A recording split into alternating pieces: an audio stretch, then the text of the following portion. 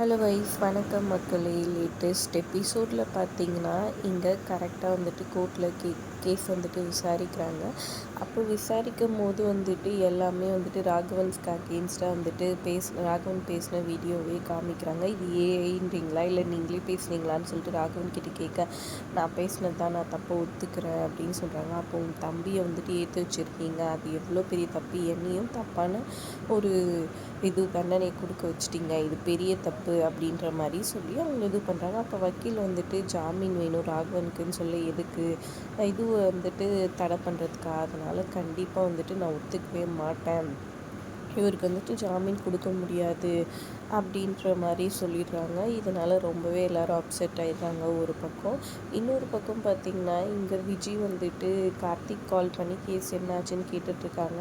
உண்மையை சொல்லுங்கள், சொல்லலை நான் என்ன பண்ணுவேன்னு உங்களுக்கு நல்லாவே தெரியும் மச்சான்னு சொல்லிட்டு இருக்காங்க. இதை பிருந்தா வந்துட்டு என்ன விஜய் எதுக்கு உங்ககிட்ட பேசிகிட்டு இருக்கான்ற மாதிரி கேட்குறாங்க. அவன் சும்மா வெறுப்பேற்றத்துக்காக பேசிகிட்டு இருந்தா அப்படி இப்படின்னு கார்த்திக் சமாளிக்கிறாரு. அப்புறம் மாறனும் வீராவும் வர அவங்கக்கிட்ட வந்துட்டு விஜய் கால் பண்ணால் இவருக்கு எதுக்கு கால் பண்ணுவாங்க அப்படின்ற மாதிரி சொல்லி கேட்க, அப்புறம் அவங்க ஏதோ சொல்லி சமாளித்து அப்புறம் அவங்க வந்து பிருந்தாவையும் கார்த்திக்கும் அமுச்சு வைக்கிறாங்க.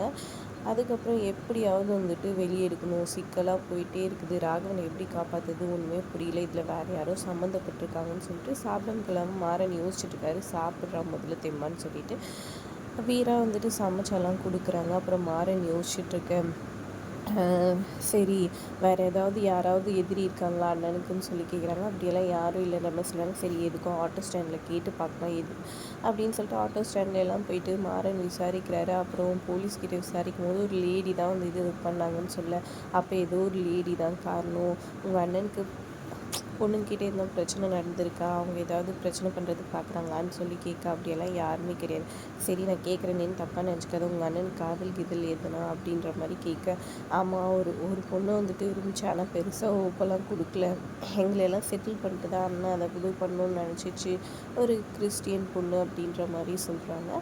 அதை கேட்டவுடனே இதை தானே முதல்ல சொல்லியிருந்தோம், நான் போய் அந்த முதல்ல பொண்ணை பார்த்துட்டு வரேன்னு சொல்லிட்டு நேராக மாறன் கிளம்புறாரு. கூடவே வீராவும் போகிறாங்க. அவங்க வீட்டுக்கிட்ட போயிட்டு கேட்குறாங்க, இந்த மாதிரி அவங்க காலி பண்ணிட்டு போயிட்டாங்கன்னு சொல்லிட்டு அட்ரஸ் சொல்கிறாங்க. 2-3 அட்ரஸ் தாண்டி ஏதோ ஒரு அட்ரஸில் வந்துட்டு போகிறாங்க. அங்கே பார்த்தா அந்த பொண்ணு வந்துட்டு பாண்டியனோட ஃபோட்டோ எடுத்து வச்சுட்டு ஃபீல் பண்ணிகிட்ருக்கு. இவங்க போய் கதவை தட்டேன், கரெக்டாக வந்து பார்க்க, அண்ணா நீங்களா அப்படின்ட்டு மாறனை பார்த்து கேட்குறாங்க. இந்த பொண்ணு உனக்கு முதலே தெரியுமா அப்படின்னு சொல்லிட்டு வீரா கேட்க, நம்ம கடையில் தான் வேலை செஞ்சா, பேர் மட்டும் எனக்கு தெரியாது அப்படின்னு மாதிரி சொன்னாங்க. சரி சரி வாங்க உள்ளே வாங்கன்னு சொல்லி கூப்பிட்டு உட்கார வைக்கிறாங்க. அப்போ பேசுகிறாங்க. அந்த பொண்ணு அழுக ஆரம்பிச்சிடுறாங்க. பாண்டியனை வந்துட்டு எனக்கு ரொம்ப ரொம்ப பிடிக்கும், அவர் கூட சவாரி போகும்போது அவர் எனக்கு பழக்கம், அப்படியே கொஞ்சம் கொஞ்சமாக அவ்வளோ வந்துட்டு நம்ம ஒருத்தர் புரிஞ்சுக்கிட்டு விரும்ப ஆரம்பித்தோம் அப்படின்ற மாதிரி ஃபீல் பண்ணி சொல்லிட்டு இருக்காங்க. என்ன நடக்க போது, இவங்க வந்துட்டு ராகவனுக்கு அகெயின்ஸ்டாக வர போகிறாங்களா, விஜயோட ஆளாக இவங்க, இல்லை உண்மையிலேயே வந்துட்டு பாண்டியெல்லாம் லவ் பண்ணாங்களா, என்ன ஏதுன்றதை பொறுத்து இருந்து பார்க்கலாம். வீடியோ பிடிச்சிருந்தா லைக் பண்ணிக்கோங்க.